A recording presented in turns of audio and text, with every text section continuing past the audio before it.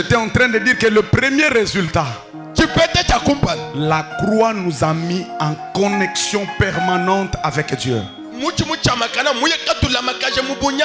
Jésus est mort entre le ciel et la terre. C'était pour réconcilier le ciel et la terre. Ce que mon père ne pouvait pas faire, Jésus l'a fait à la croix. Ce que mon argent ne peut pas faire, Jésus l'a fait à la croix. Car aucun millionnaire de ce monde ne pouvait acheter le salut. Le salut ne pouvait venir que d'un seul homme. Cet homme de 33 ans qui a abandonné sa jeunesse pour mourir pour toi et moi. Il s'est fait un homme tout en étant Dieu. Il est mort le premier et le deuxième jour. Il était dans le tombeau. Mais le troisième jour, la terre s'est retrouvée incapable de garder le corps de cet homme. La terre pouvait maintenant dire: j'ai gardé le corps des autres, mais le corps de cet homme, c'est le corps de mon créateur. Je parle trois choses à quelqu'un. La première des choses, Jésus est mort avec ta malédiction. Il est mort, il est ressuscité avec ton bonheur. La première chose, il est mort avec ton malheur. Il est ressuscité avec ton bonheur. Je te condamne à réussir au nom de Jésus. Les autres peuvent échouer. Oui, c'est leur temps. Mais nous sommes de la génération de ceux qui meurent et qui ressuscitent avec Christ. C'est la même manière que nous ressuscitons avec lui.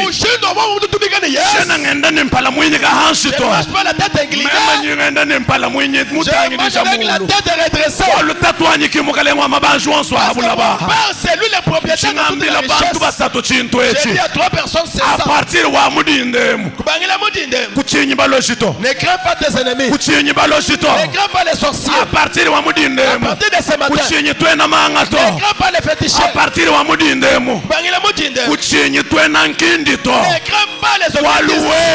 Puisque toi, tu es mort, ressuscité avec Jésus-Christ. Écoutez, le tombeau de Jésus n'est pas vide. Alléluia. Le tombeau de Jésus n'est pas vide. Au moins, celui de Lazare est vide. Parce que selon la coutume juive, on pouvait bander la face. On pouvait lier les pieds, lier également les mains.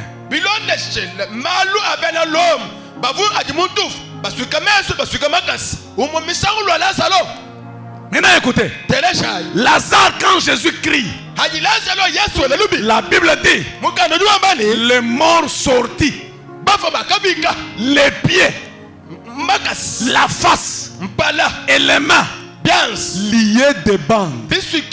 C'est-à-dire, Lazare, on avait intérêt. Lazare, il est sorti. Écoutez, tout ce avec on avait intérêt, c'est la vérité.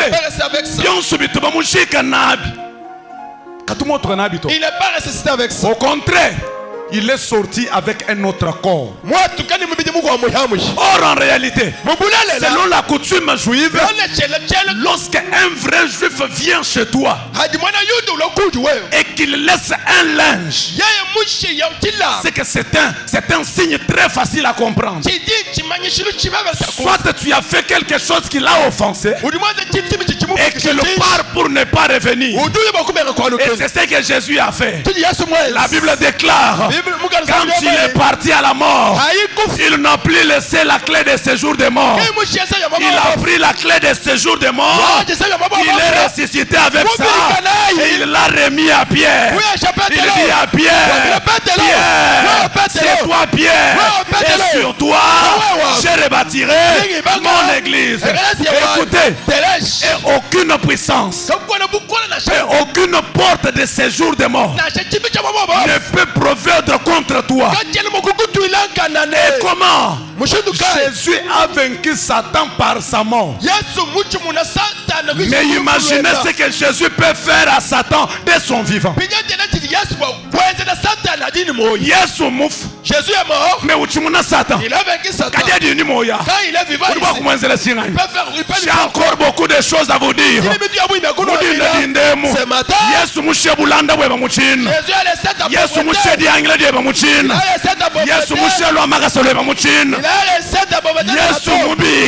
il est ressuscité avec tes enfants. Il est ressuscité avec ta richesse. Il est ressuscité avec ton bonheur. Qu'il monte, qu'il descende. Toi, tu es déjà un vainqueur. Alléluia. Accepte, amen. Alléluia. Merci maman. Si Jésus est déjà ressuscité, c'est ce qu'il cherchait. Il dit à ses disciples, il est avantageux pour vous, pour que je m'en aille. Si je ne pars pas, un autre consolateur ne viendra pas. Je pars très vite. Sur la croix, il y a beaucoup de choses. Je veux dire que la croix nous donne la capacité d'obtenir une identité d'enfant de Dieu. Quand nous recevons Christ, les pardons, nous l'avons obtenu. C'est pourquoi en Jean chapitre 1 verset 12, la Bible dit à tous ceux qui l'ont reçu, à tous ceux qui croient en son nom, elle leur a donné la capacité, le pouvoir de devenir enfants de Dieu. Écoutez, en proverbe on dit la vie et la mort sont au pouvoir de la langue. Maintenant écoutez, le pouvoir dont on est en train de parler, premièrement, faites d'abord abstraction à la langue. Premièrement, il est question de l'identité. Ainsi, quand nous croyons en Jésus, sur notre langue, il y a un pouvoir. Et ce pouvoir qui est attaché à notre identité d'enfant de Dieu. Toi, tu n'es plus de ta famille. Les gens refusent d'accepter. Si tu acceptes, on peut retarder ça. Mais on ne va pas te retarder. Parce que puisque tu n'es plus de cette tribu, tu n'es plus de cette famille. Raison pour laquelle on peut avoir 3 pères. Nous avons le père biologique, nous avons le père céleste et nous avons le père spirituel. Écoutez, peut-être il y a certaines personnes, il y a des familles maudites. Ses parents les ont déjà maudits. Ses parents la sont déjà morts. Heureusement,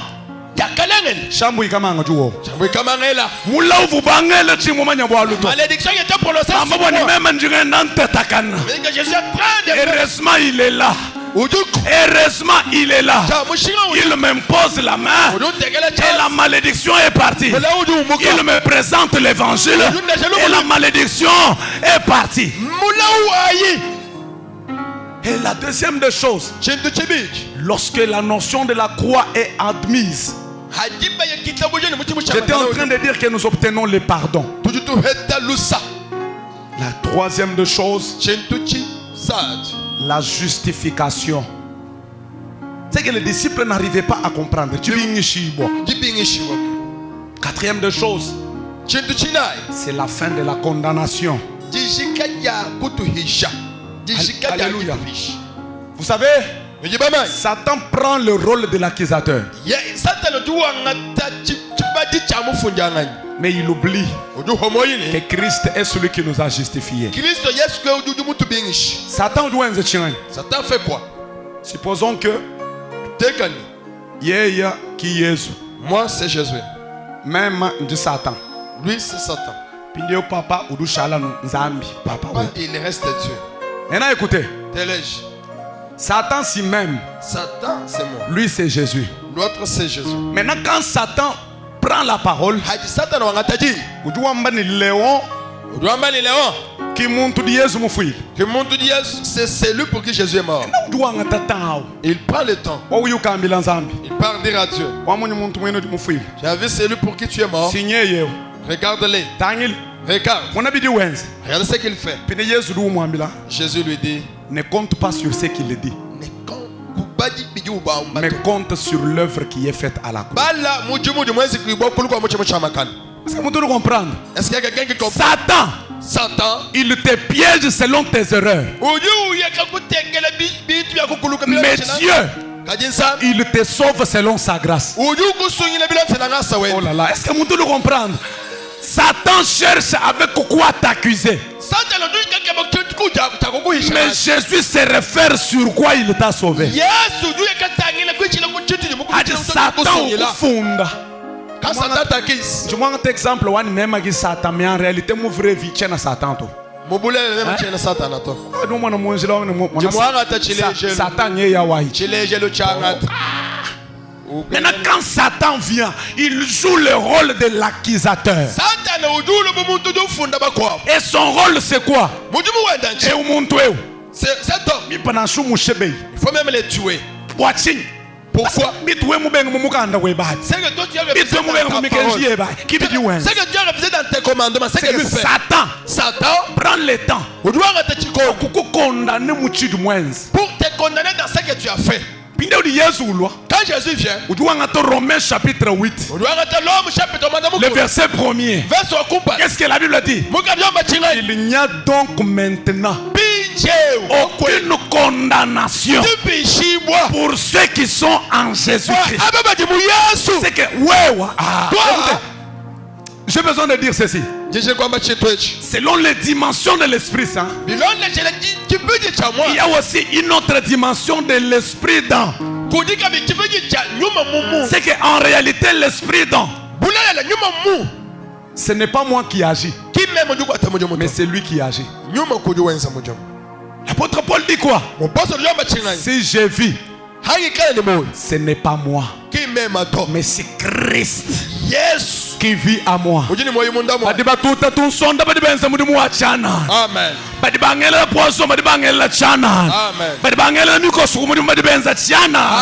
Ce n'est pas moi qui vis, mais c'est Christ qui vit à moi.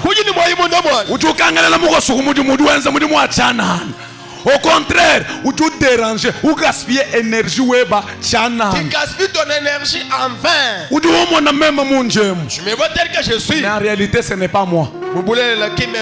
Il y a quelqu'un qui vit à moi. Moi, j'ai toujours condamné ceux qui disent. On lui pose la question. Tu es où? Je suis à la maison. Tu es avec qui? Il dit que je suis seul. Non. Quelqu'un qui a Christ en lui, il n'a jamais été seul. Il ne parle pas si Dieu n'a pas parlé. Et en réalité, celui qui guide ses pas, ce n'est pas lui, mais c'est Christ qui guide ses pas. J'ai dit des choses qui restent aux trois choses de vraie vie. Partout tellement que Jésus qui nous doit même si on a jeté l'itinérance est venue. Est-ce que je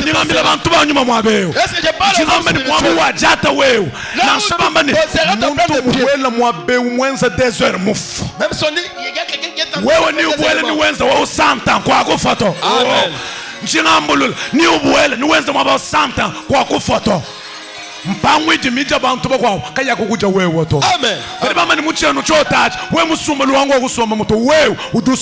Amen. ujukolela momo bana bebe ne bashadila momo bekulu bebe ne bashadila momo au nom de Jésus, au nom de Jésus. Il n'y a donc aucune condamnation pour ceux qui sont en Jésus. Il me condamne, je le présente la croix. Deuxième chose qui était cachée Et Jésus attendait le niveau des disciples. Je crois que je vais m'arrêter ici. Jésus était en train de leur parler sur la venue du Saint-Esprit. Écoutez, je peux fermer pour ne pas aller trop loin. Le Saint-Esprit est celui qui inaugure la naissance de l'Église. Je me suis toujours posé des questions. Ces églises-là qui ne croient pas au Saint-Esprit, sur quoi cette église est fondée? Parce que lorsque vous ne voulez pas le Saint-Esprit à l'église, vous voulez que qui dirige l'église? Alléluia. Amen. Tel que nous sommes, pasteurs, apôtres, docteurs, l'église ne nous appartient pas. Pasteur, docteur, l'église appartient à notre mari. C'est pourquoi Jésus dit aux disciples, l'Esprit va convaincre le monde en ce qui concerne le péché. Mais vous ne prêchez pas avec le Saint-Esprit. Qui va convaincre le monde du péché? Oh, le Saint-Esprit, quand il vient, première des choses, il nous donne la puissance. Ça, c'est un équipement pour la mission. La deuxième des choses, le Saint-Esprit nous donne une sémence. Et la véritable sémence, c'est celle qui nous permet de refléter le caractère de Christ. Qui dit